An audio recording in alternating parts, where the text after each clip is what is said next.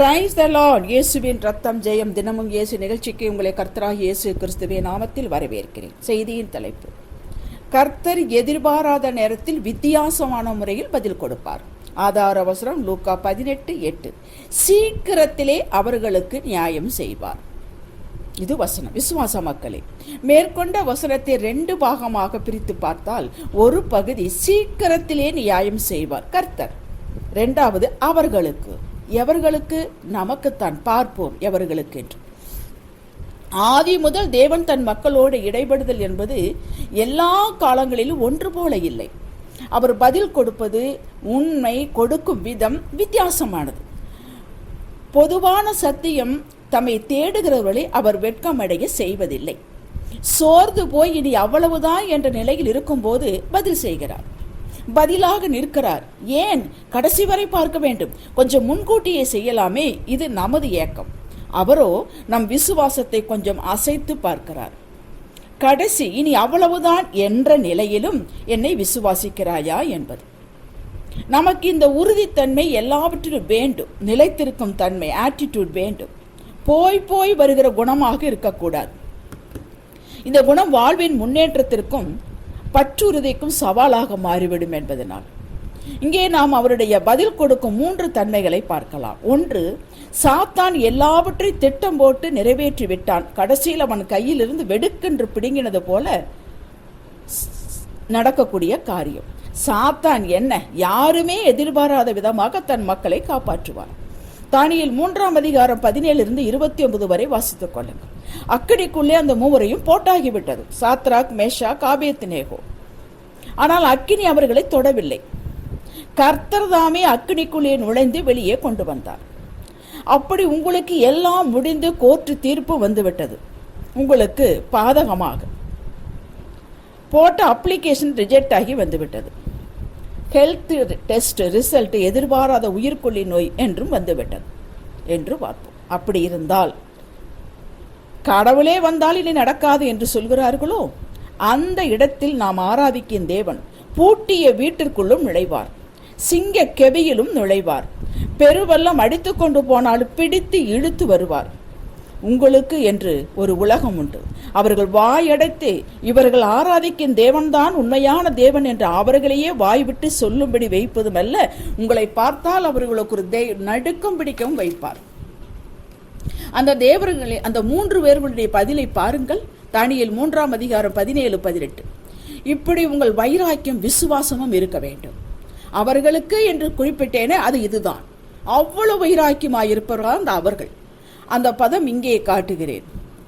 2வது, தனது சாட்சியை, தன் பிள்ளையின் வாய்ச்சொல்லை நிலைநாட்டி பதில் செய்வார். அல்லது தம் பிள்ளையை ஏளனமாக பேசினால் என்ன நடக்கும், இதுதான் நடக்கும் என்று பதில் செய்வார், உடனே செய்வார். 1 சாமுவேல் 12:16-18 வரை வாசித்துக் கொள்ளுங்கள். சாமுவேல் தீர்க்கதரிசி இஸ்ரவேல் மக்களுக்கு ராஜா வேண்டாம். அவர்கள் கேட்டார்கள், இவர் வேண்டாம் என்றான். கர்த்தரே ராஜாவாக இருந்து நம்மை ஆளுகை செய்வார் என்றான். அவர்கள் கீழ்ப்படியவில்லை. தீர்க்கதரிசியினுடைய சொல்லை கேட்கவில்லை, மதிக்கவில்லை.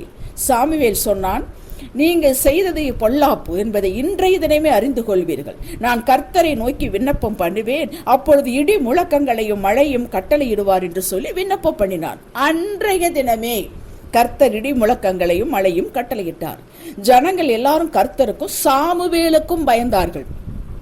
அப்படி உங்களை யாரெல்லாம் அசட்டை பண்ணுகிறார்களோ, கேவலமாக நிந்தையாக பேசுகிறார்களோ, நீங்கள் ஜெபம் பண்ணி தேவனே கேட்டருளும் என்று ஒரு வார்த்தை சொன்னால் போதும், உடனே கர்த்தர் பதில் செய்து உங்களுடனே கர்த்தர் இருக்கிறார் என்பதை காட்டுவார். யாராலும் முடியாது என்ற நிலையில் உங்களை கொண்டு செய்ய வைத்து உங்கள் மேலுள்ள விசுவாச கிருபையை காட்டுவார். 3வது, தம் மக்களை அநியாயமாக நடத்தினாலோ, நியாயமாக கிடைக்க வேண்டியதை கிடைக்காமல் கொடுக்காமல் ஆகடியம் பண்ணினால் கர்த்தர் பதில் தரும் விதத்தை பாருங்கள். 1 சாமுவேல் 25:10-36 வரை உள்ள வசனத்தை வாசியுங்கள். தாவீது வனாந்தரத்தில் தன் ஆட்களோடு இருந்தான். நாபால் என்ற மனுஷனும் இருந்தான். அவருடைய ஆடுகள் மற்ற காரியங்களுக்கு தாவீதின் ஆட்கள் பாதுகாப்பாக உண்டார். அவர்களால் பாதுகாப்பு இவனுக்கு கிடைத்தது. ஒரு நாள் அவரிடத்தில் அப்பமும் தண்ணீரும் கேட்டு வாங்கி வர தன் ஆட்களை தாவீது அனுப்பினார். அவனோ இவர்களை வெறுங்கையோடு அனுப்பிடுதும் அல்லாமல் நிந்தையான மொழியை தாவீதை பற்றி பேசினார். அவருடைய மனைவி புத்திசாலித்தனமாக இடையில் இடைப்பட்டு அழிவை காத்து கொண்டார். அழிவை வராமல் காத்து கொண்டாள். அதை நாபாலிடம் சொன்னபோது அவன் இருதயம் கல்லை போலாயிற்று. 1 சாமுவேல் 25:37. அன்றைய தினமே கர்த்தர் பதில் செய்தார். அப்போஸ்தலர் 5ஆம் அதிகாரத்தில் அப்போஸ்தலர்கள் யாவரையும் அநியாயமாக சிறையில் அடைத்தார்கள்.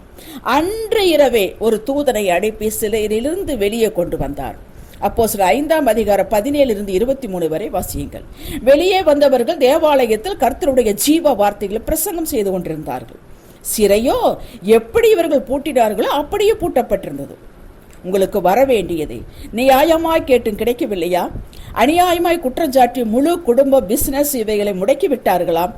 சடிதியில் பதில் செய்து தான் யார் என்பதை காட்டுவார். இந்த 3இல் ஏதாவது ஒன்று உங்களுக்கு தேவையோ அல்லது 3மே தேவையோ, என் தேவன் சடிதியில் உடனே அன்றைய தினமே அந்த ராத்திரியிலேயே பதில் கொடுத்து தான் ஜீவனுள்ளவர் என்பதையும் தன்னையே அண்டிக் கொள்பவர்களை வெட்கப்படுத்துவதில்லை என்றும் காட்டுவார். நீங்களோ ஏசாயா 26:3 சொல்லப்பட்டபடி அவரையே பற்றி கொண்டு அவர் மேலேயே நம்பிக்கை வைத்து உறுதியாய் நிலைத்திருங்கள். நீங்கள் ஒரு நாள் வெட்கப்படுவதில்லை. இந்த 3 சூழ்நிலைகளுக்கும் கர்த்தர் உங்களுக்கு பதில் செய்வார். வாருங்கள் ஜெபிப்போம். அன்பின் தேவனே, எளியவர்கள் என்றைக்கு மறக்கப்படுவதில்லை, சிறியவர்கள் நம்பிக்கை கெட்டு போவதில்லை என்று எங்களை உற்சாகப்படுத்தி இருக்கிறேன். நான் உங்களை திக்கற்றவளாக விடேன் என்று சொல்லியிருக்கிறேன். நீ ஜெபத்திற்கு பதில் கொடுக்கிற தேவன், பதில் செய்கிற தேவன், நீதி செய்கிற தேவன், நீதியை சரி கட்டுகிற தேவன். கர்த்தாவே, இந்த செய்தியை கேட்டுக்கொண்டிருப்பவர்கள், எனக்கு யாரு சப்போர்ட் இல்லையே, இந்த காரியத்திற்காக எனக்காக யார் பேசுவார்கள் என்று கேட்டுக்கொண்டிருந்தார். இன்று நீர் அவர்களுக்காக பேசுவீராக. இன்று அவர்களுக்கு நீர் ஆதரவு கொடுப்பீராக. தாவீது சொன்னானே, என்னுடைய தீங்கு நாள் எனக்கு எதிரிட்டு வந்தார்கள், கர்த்தரோ எனக்கு ஆதரவாய் இருந்தார் என்று. பவுல் சொன்னானே, எல்லாரும் என்னை விட்டு விலகி போய்விட்டார்கள், கர்த்தரோ எனக்கு துணையாக நின்றார் என்று. இன்று இந்த செய்தியை கேட்பவர்களுக்கு நீர் துணையாக நின்று ஆதரவாய் நின்று நான் உனக்கு பதில் செய்கிறேன் என்று சொல்லி பதில் செய்வீராக, பலப்படுத்துவீராக, நியாயம் செய்வீராக, அவர்கள் தலையை உயர்த்துவீராக, அவர்கள் கொம்பை உயர்த்துவீராக. நீர் அவர்களோடு இருக்கிறீர் என்பதை காட்டுவீராக சுவாமி. சகல மகிமை உங்களுக்கு இயேசுவின் நாமத்தில் பிதாவே, ஆமென்.